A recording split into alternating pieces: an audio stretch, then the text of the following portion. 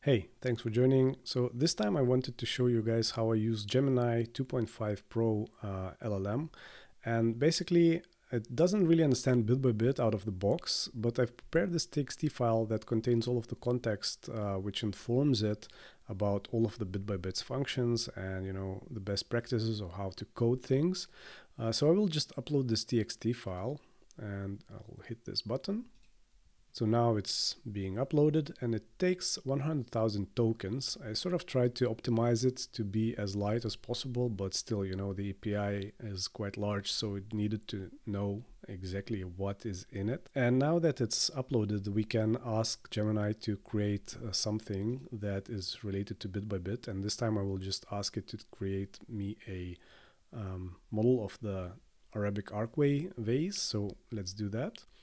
Create a model of Arabic archway vase, or you know what, let's ask it to create 3 models of Arabic archway vase, very horizontal and vertical subdivision numbers on each of the models, position them in a way that they do not overlap each other.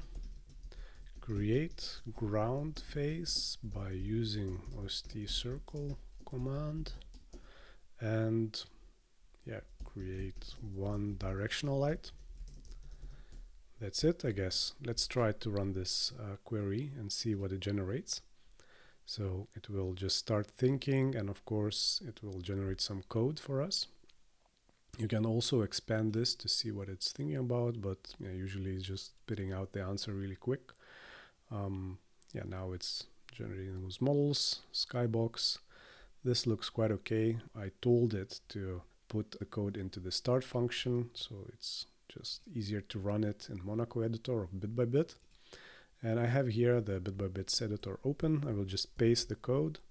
And you see that there are a few mistakes. That's quite okay because, then I can show you what sometimes happens. So you have to then fix those small things that it hallucinates. Sometimes it just does a good job, but there are just situations where it doesn't know where things come from. So this is a simple error to fix. And now if I hit run, you will see that it will generate me 3 vase models and create a skybox plus a directional light. So this is quite nice. You see that it varied vertical subdivisions of these vases. It kept the profiles intact. I mean, these are not maybe the nicest configurations, but you get the point. It just works, right? I also can ask it to change things. So for example, I can say to it, it made this mistake, right? It used, let's see, it used bit.inputs.things, but it had to use bit.things. So we can point that out to, I will say, you should have used bit.things and not bit.input.things.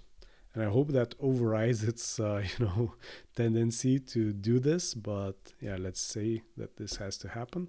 And then I will say just make the ground plane red. Let's see if it understands that. Let's hit run. Looks better, I think. It understood that it needs to use bit.things. Let's copy this code. Let's go here.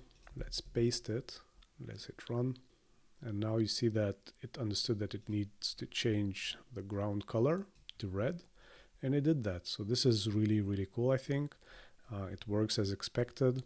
And another thing that I wanted to show you guys, that it doesn't only understand how to create these models that are more or less parametric and finished, which are only available to our subscribers, but that it can also use our open source algorithms. So now I will just ask it, now create a model of a cube of size 3, round its corners by 0.5, and make it rotate around y and x axes. Let's hit run. Let's see if it understands this query. Let's see what it's thinking about. So these are not really related queries. It should just generate the new code for this. And it seems that it's sort of thinking about it. And now it generated some code. Let's wait for it to finish. Yeah, this looks good. I think it understood what it needs to be done. Let's hit copy. Let's go into this new window. And this time we have no errors. And let's hit run.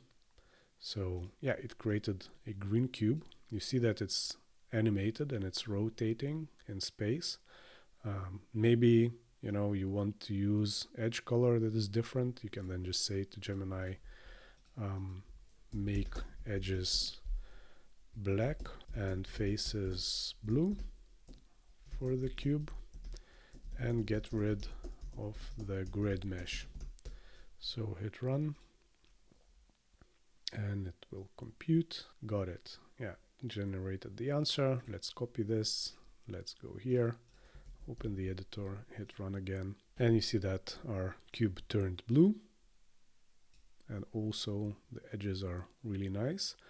This is looking quite interesting. Like I just wonder if it didn't change some material properties here. It doesn't look like it, but looks quite rough, the material. It's fine. Okay, these are defaults. So anyway, like this, I think is quite interesting, right? That it is able to generate code without almost any errors. And yeah, here you see that it does quite intricate things with generics, like it solves that. Usually it had some problems with this, and I was telling it, just solve the generics, you have to do that. And this all is coming in this txt file that we provide to it. So you can find this txt file here on Bitbybit Dev. You just scroll down here, and I have it somewhere. Yeah, so this AI prompt context, the information about it, you can just hit this download button and you will get the latest txt file with all the information for those AI models. So important thing to realize is that this txt file is still quite large. You have 100,000 tokens that you spend by just loading it into the prompt, right? So you only are able to use LLMs which have high token count windows like this one. So for example, you see here that we use 107,000 tokens out of 1 million, and 1 million tokens is a lot, but only Gemini and Grok use 1 million context windows. I think there are some new Llama models that are coming out which will be using even 10 million, I think. So 100,000 tokens is not that much in this sense. It's 1/10 of the available context window. And also Gemini, it just stops hallucinating in Bitbybit if you provide it with this file.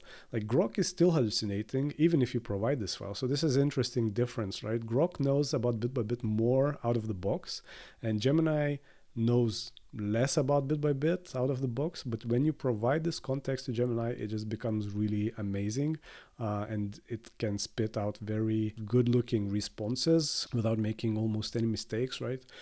So I hope you will be able to also make use of it. This is super useful for beginners who don't know Bitbybit, who don't really know how to use it. You can ask it other kinds of questions like what kind of geometry kernels does Bitbybit include? And I hope that it will know these generic answers as well out of this information that it has about Bitbybit. So it will just think about it. So you see that OCCT and Open Cascade technology, JSCAD, and Manifold. These are three main geometric kernels that we include, and that's correct. I didn't really read everything here, but I trust that this is correct. And yeah, so this is it for this tutorial. I hope you enjoyed it. I hope you are enthusiastic about these AI models as I am. And yeah, this is just game changer, I think. Cheers.